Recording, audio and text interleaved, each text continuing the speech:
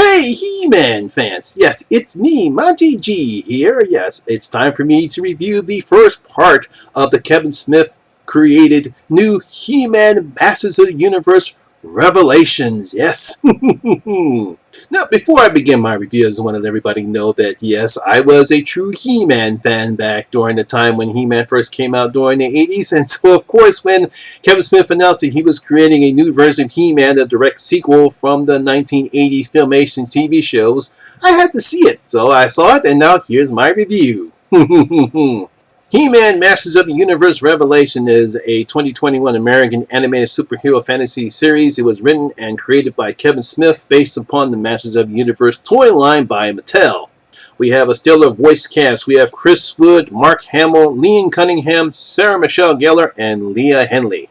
Now, the premise of this is the first part in the series. After a final battle between He-Man and Skeletor that fractures Eternia, it's up to Teela to solve the mystery of the missing Sword of Power in a race against time to prevent the end of the universe. Now, during the 80s, I had a great time enjoying cartoons that came out during that time period. You know, Thundercats, Transformers, and G.I. Joe were among my favorites, along with He-Man and the Masters of the Universe. Now, while I wasn't the show's target audience, as I was about 23 years old at the time when the show came out, I did enjoy seeing He-Man saying, "I have the power," and I'm a huge Skeletor fan with Skeletor's laugh.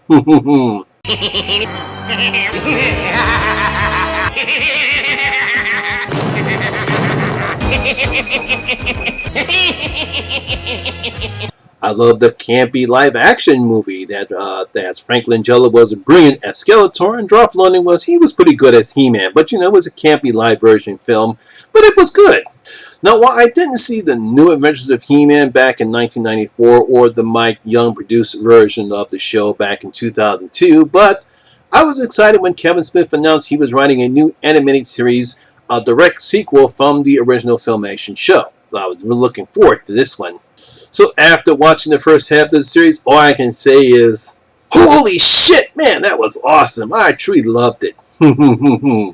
Now, the story is a simple setup as we see all of our favorite characters from the show as Skeletor launches a full assault on Castle Grayskull. We have Skeletor. We have I think his name is Tri-Cyclops. We have Beast Man. We have Trapjaw, almost everyone, the Sorceress, Cringer, Orko, Man-at-Arms, Teela, who becomes Man-at-Arms, and of course He-Man. Everyone that we know from the show, from the original show, is in the beginning of this one, and we saw it in the trailer.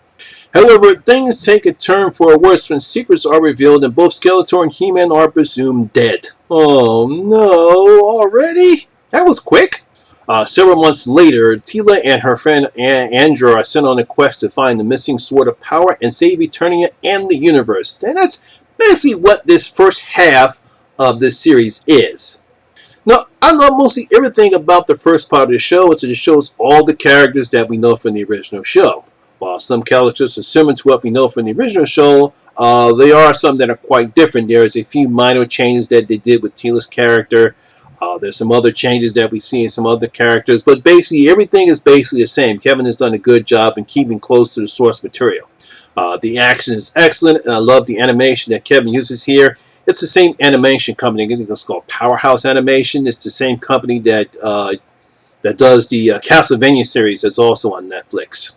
All the voice actors do a fine job as well. I love hearing Sarah Michelle Gellar as Teela. Leah Headley's Evelyn, Liam Cunningham from Game of Thrones fame, he's Duncan. Hey, we even have the great Kevin Conroy and Mark Hamill as Batman and Joker from the Batman animated series. Kevin Conroy, he does Merman, and of course Mark Hamill is doing Skeletor in this particular series. Now, I have to go on a little mini rant here because I've seen and heard, and I saw on Rotten Tomatoes that mostly all the critics did enjoy this particular one, but the audience score was like 28 or 26% the last time I looked at Rotten Tomatoes. And there are a lot of people are bitching, moaning, and complaining about He-Man. It's like Kevin Smith lied when he said that He-Man is going to be part of the show, but he's not, and they're still crying. And I don't know what's going on with you guys. I mean, first of all, when I saw some of the tweets that Kevin Smith put up, and he does state that yes, Tila is going to be the integral part of the show, and so I don't see what the problem is. That he's in the beginning. Obviously, something happens to him. That's the reason why Tila is the main focus of the show. It's nothing that we didn't see before in the original show. I mean, there's an episode where Tila and Evelyn have to join forces in order to get out of a situation. So it's nothing that we haven't seen before. So I don't know what everyone's complaining about.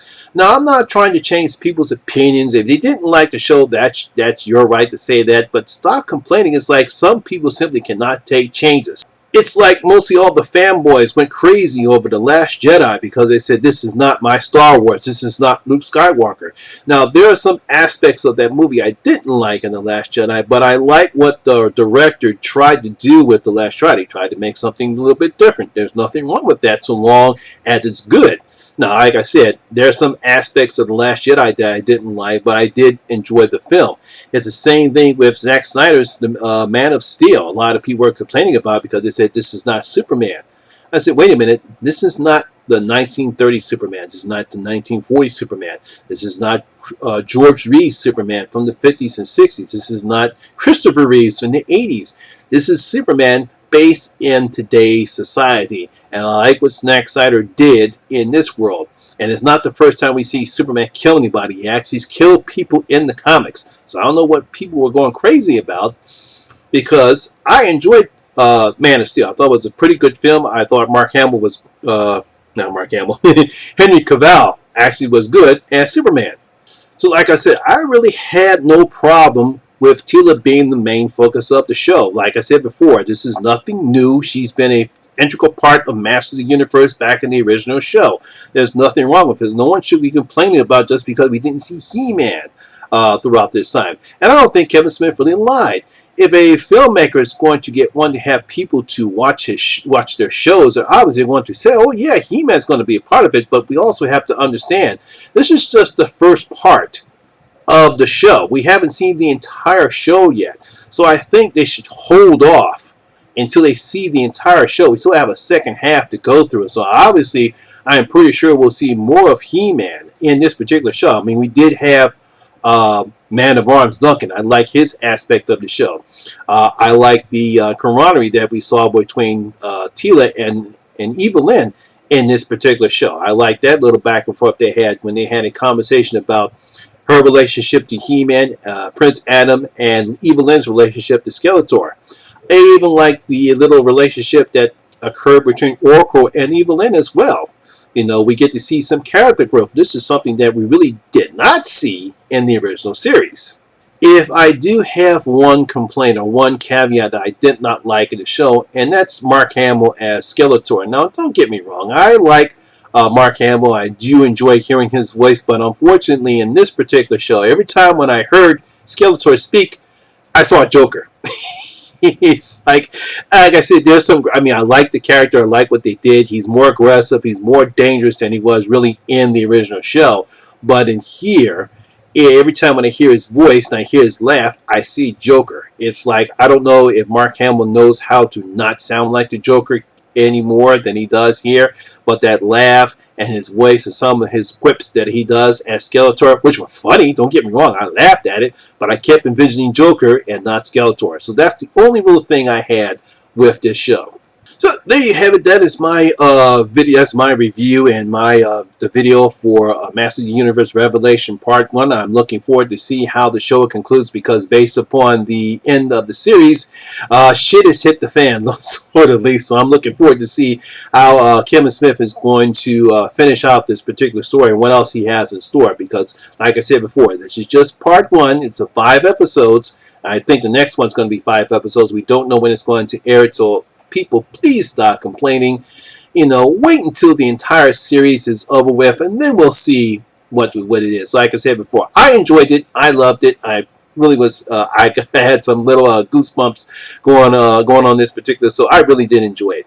Now, once again, if you did like this video, please give it a thumbs up, like, and share because it help out with the YouTube algorithm. And also, have you seen He-Man and the Masters of the Universe Revelation? Please leave a comment in the comments below. Tell me what you thought about the show.